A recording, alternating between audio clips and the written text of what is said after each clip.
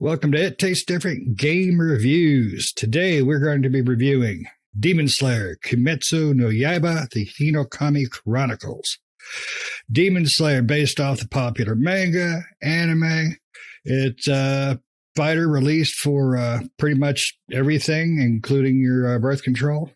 It is developed by CyberConnect 2. They used to do a lot of the Naruto. It's all based off the first season and the movie. So before we try to pronunciate that name anymore, I'm going to go over to Pat. Pat, let's take your take on Hinokami Chronicles. No Yaiba. Demon Slayer. Holy crap. Yeah, I love the anime. I'm a huge anime fan, and I love the anime. I never read the manga for it, but I watched all the manga and saw the movie in the theaters. The anime, the game leaves a lot to be desired, I would say. I was hoping it was going to be more RPG style, but I should have known better with this developer. But it's okay. In my opinion, it's just okay. It's not great. It's not bad. The fighting is pretty interesting, but it's a lot of repetitiveness. The only time it gets better is when you get to swap between characters. When you're battling, you can hold the RB button to swap between characters, and you get to play. You hold the button to swap between you or whatever the other characters you progress through in the game. So to me, it's just okay. It made me want to watch the anime again more than anything, because it's pretty much the animation story. It's the anime story all over again. They do take some liberties with the anime. I'll say they did things in the game that weren't in the anime, and you're like, that didn't happen. Where'd he come from? He wasn't in this scene, So I liked it, but I didn't super. I was kind of excited for it, but I shouldn't have been. I should have toned that down, because I know what the Naruto games are like. Nick, what'd you think of this one, man? I know you're not a huge anime fan like we are, but so what'd you think of this? And I think you're the only one out of the group who's not seen the anime. I have You not. suck. I've seen the first 3 episodes. The anime's good so far. I mean, I haven't watched it all, of course, or even a fair amount, but for the game, yeah, I would agree. It's just okay. It really just made me want to watch the anime. As watching it, I'm like, I'd rather watch the show than play this. The combat's I think, and especially the boss fights are probably the most fun out of the game. The exploration is to me, it was kind of boring going around town and just collecting stuff, because it's pretty much all you do in town, and talking to the people and stuff like that. But the combat, the boss fights in general were my favorite parts. Not the regular combat against just regular foes it wasn't all that exciting, but I liked the boss fights. I thought those were really exciting. So, but ultimately, it's okay. If you're a fan of the anime, you might like this. If you don't know the anime or you're not really into anime, this probably won't be up your alley. And I'm not sure why you even bought the game in the first place if you don't like anime or don't watch it. But for those that do like the anime, you might like it. But for especially for these guys, or especially for Pat, we'll get Shane's take here in a second. He loves the anime, but for him, it's just okay. So, I mean, you really got to be like, love CyberConnect games and love the anime to really get down with this game. But Shane, what did you think of it? Let's just say, as far as the anime goes, the story of the game is amazing. It's fantastic. Love it. I was told to watch it for a long time. I never did. Finally, I sat down, plowed through the season, fell in love with it, bought the movie, fell in love with it. And just like Pat, I was like, I should know better to buy the game. But, me and Pat, we really love this show and the movie and everything about it, and we thought this would be a good one to review for us. Sorry, Nick. But the game is, it is what the original, their CyberConnect original Naruto was. It's generic. It's bland. All they did was pull in scenes from the show. That's really it. It's the fighting is fine. It has just enough skill for multiplayer. I did hop into a multiplayer game and fought a guy, destroyed him on the first fight, destroyed him on the second fight, went in for a third fight because I got cocky, and oh Lord, I got violated. So that was it. But there is just enough skill for multiplayer. But as far as the single player goes, it really doesn't take a lot of skill to beat most characters, even the bosses. The last two fights were the only ones where I lost one time at least. And then the very last fight is so full of crap that I almost gave up because I did not like losing, because you have an option to continue the fight, which means it'll give you back your health. The enemy stays where they're at, and then you just continue the fight, but you don't get a good ranking on it. Or you can restart the fight, and try to do better. I couldn't do it. I had to actually continue twice to beat the son of a gun.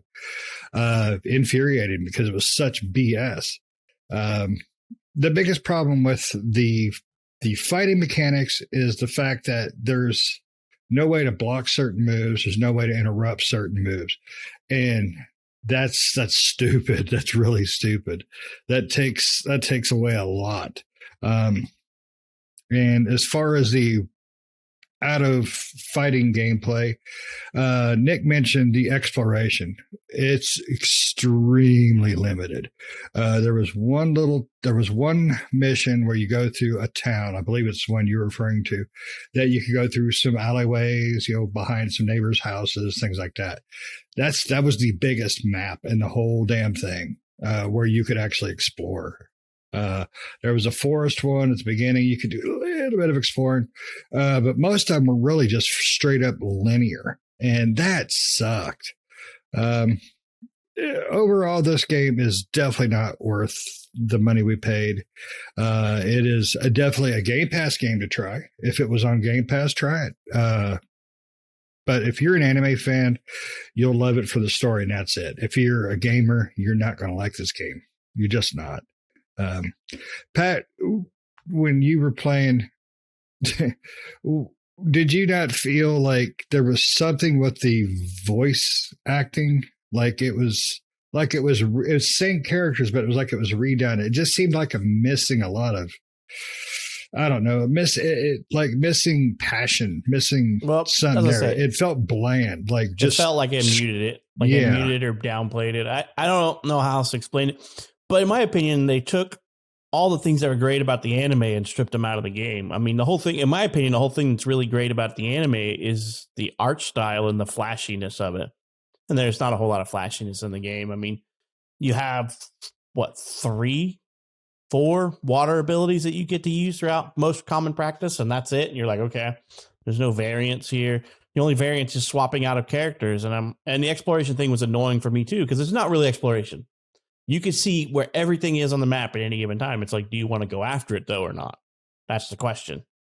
And but yeah, they took a few too many liberties with bringing characters into scenes they weren't in and stuff like that for me to go, okay, I don't know.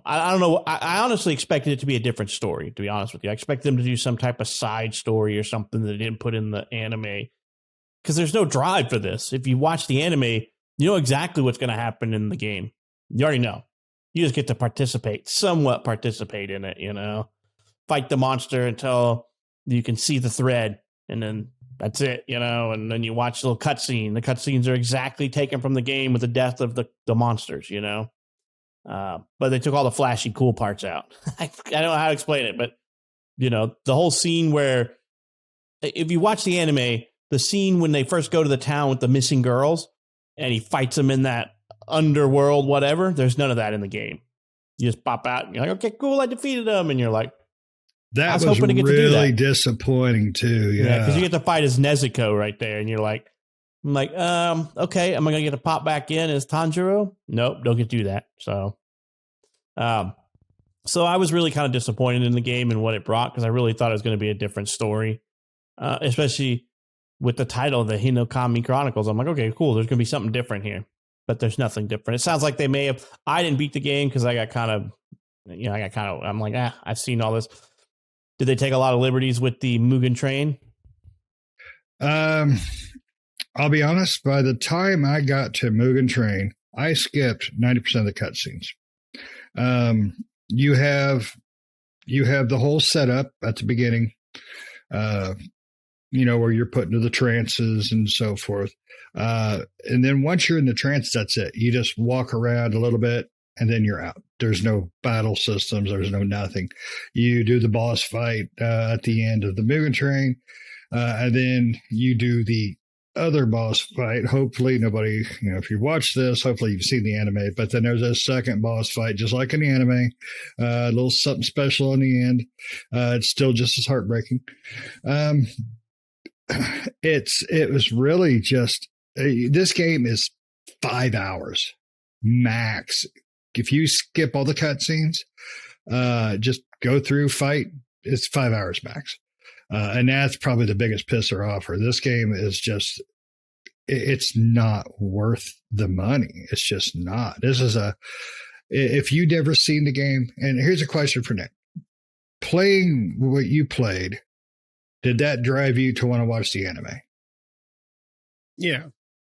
That just made me want to watch the anime. And really, like you guys were talking about the cutscenes, for the cutscenes, they just use the in-game engine 3D. I would have loved for them just to use clips from the anime to tell the cutscene. Because the clips are pretty much the same. The 3D animated cutscenes are pretty much the same as what happens in the anime to an extent. So they could have just snipped it in like a portion of the anime there instead, and that would have been a lot cooler because it'd be like, okay, cool. Even if you haven't watched the anime, hey, you get these nice little cutscenes from the anime, and that would have, I think, presented a better story than these 3D cutscenes that they took liberties with. Yeah. And, that's one thing I will give the game is if you have not seen Demon Slayer, play a little bit of this, and it's going to make you want to just turn the damn game off, complain about it, and go watch the show and learn the show because the show is fantastic. It's a phenomenon for a reason. It's just that damn good. Anime lovers or just people who dabble in anime love this thing. So the game is just really heartbreakingly sad. And I agree with Pat. I really did wished it was going to be its own storyline thing, but CyberConnect's not going to put that kind of money into it when they know they can milk the name out themselves. Well, yeah, they're going to charge you $60 for a game that is literally like 50% cutscenes from the freaking anime. I literally the majority of the time you're watching scenes to scenes, and then you explore the map in the area, and then you go to the next cutscene, and it's like just as long as the exploration.